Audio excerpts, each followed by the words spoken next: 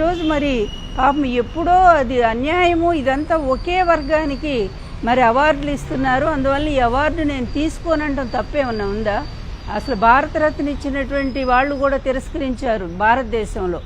ఎందుకంటే ఈ ప్రభుత్వం ఇచ్చేటువంటి అవార్డులు మాకు అక్కర్లేదు, ఈ ప్రభుత్వం సరైన పరిపాలన నిర్వహించటం లేదని. అలాగే పద్మశ్రీలు, మరి పద్మభూషణ్లు, ఇలాంటివన్నీ ఆఖరికి వేసి జానకి గారు కూడా తిరస్కరించారు, ఆమెకి పద్మభూషణ్ వస్తే.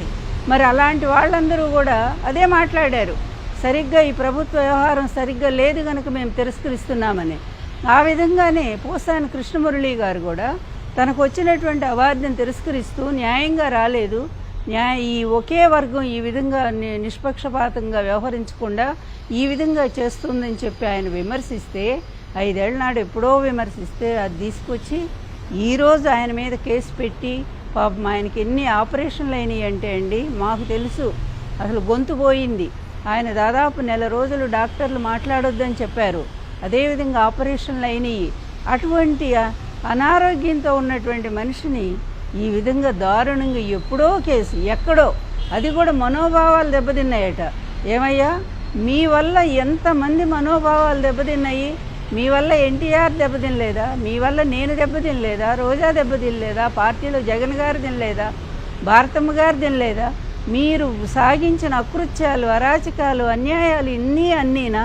తప్పులన్నీ మీరే చేస్తారు. పోలీసుల మీద మీరు చేసిన దాడులు ఎంత భయంకరమైనవి, అవేమీ కేసులు లేవు, అన్నీ కొట్టేయించుకుంటారు. ఈరోజు ఒక్క మాట అన్నందుకు, తనకు వద్దన్నందుకు తీసుకెళ్ళి ఎక్కడో కడప జైల్లో పెడతారు. ఎంత దారుణం! 65 ఏళ్ల వయసున్న మనిషిని, అప్పుడు కూడా అంతేగా, మీకు న్యాయం ఎక్కడుంది? 75 ఏళ్ల వయసు ఉన్నటువంటి వ్యక్తిని ఆ రోజు అన్యాయంగా దించి ఆయన ప్రాణాలు పోవటానికి ఆ రోజు కారకులయ్యారు.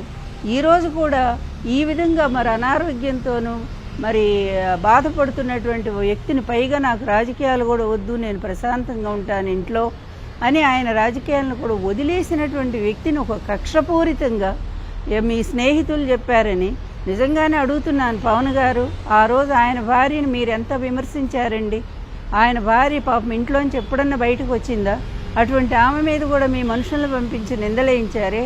మీ కక్ష తీర్చుకోవడానికి ఈరోజు మళ్ళీ ఆయన తీసుకొచ్చి ఈ విధంగా చేస్తారా?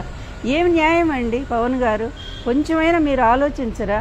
వాళ్ళ తండ్రి కొడుకులకి ఎట్లాగూ బుద్ధి లేదు, మీకుందని మేము అనుకుంటున్నాం ఇప్పటిదాకా.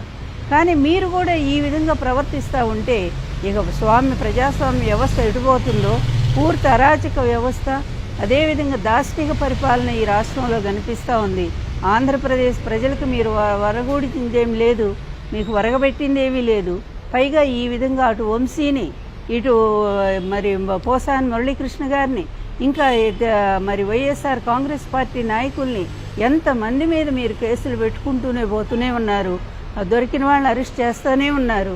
అందువలన ఈ రెడ్ బుక్ రాజ్యాంగం, లోకేష్ మీకు ఇదే చెప్తున్న, పాపం పండేటప్పుడు ఇదిగో ఇలాంటివే మీకు వస్తామనుంటాయి, ఇట్లాంటి చెడ్డ బుద్ధులే వస్తాయి. పండుగతో ఊడినట్టుగా మీ పాపం అనే పండు కూడా పండిపోయింది, అది ఊడిపోయేటువంటి పరిస్థితి కూడా తొందరలోనే రాబోతోంది. అందువలన మీరు తిట్టిన తిట్లకు ఒక్కసారి ఆత్మవిమర్శ చేసుకోగలిగితే న్యాయం ఏంటనేది మీకు అర్థమవుతుంది. అటువంటి ఆలోచన చేసే సంస్కారం మీకు లేదు, కుసంస్కారం కనుక మీరు ఈరోజు ఇష్టం వచ్చినట్టుగా మీరు అధికారాన్ని చేతిలో పెట్టుకొని, పోలీసు వ్యవస్థను చేతిలో పెట్టుకొని ఈ విధంగా అక్రమ కేసులు బనాయిస్తూ దారుణంగా వంశీని మీద అట్లాగే చేశారు, పోసాని మీద అలాగే చేశారు, ఇంకా మా నాయకుల మీద అందరి మీద కూడా అట్లాగే కేసులు పెట్టుకుంటూనే పోతున్నారు. ఎంతోమంది పాపం సోషల్ మీడియాలో ఉండేటువంటి వాళ్ళు మీ పరిపాలన లోపాలు విమర్శిస్తే వాళ్ళని తీసుకెళ్లి జైల్లో పెడుతున్నారు. ఒక కేసు కాదు, రాష్ట్రం అంతా అన్ని మూలల కేసులు పెడతారు. ఏమండి, ఎంత దుర్మార్గం అండి! ఈ దుర్మార్గానికి ఓ పరాకాష్ఠ స్థితి ఉండదా? ఉంటుంది. ఎన్ని పాపాలు మీరు చేస్తున్నారో అన్నీ వస్తానే ఉన్నాయి, వెంటనే తగులుతున్నాయి.